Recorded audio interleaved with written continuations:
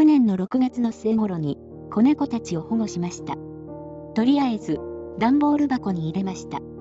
最初は不安そうにしていた3匹。後にモンちゃんと名付けた子はリーダー的存在なのでしょうか。みんなを守るように私に向かってシャーシャーと威嚇したのです。2、3日するとあんなに不安そうにしていた子猫たちも徐々に私に懐いてくれました。はじめは飼うつもりはなく、里親さんが見つかるまで一時的にお世話をしようと思っていたのですが、毎日一緒に過ごすうちに手放せなくなってしまいました。そして3匹の子猫たちと出会ってから9ヶ月が経ちました。子猫たちの成長した様子をご覧ください。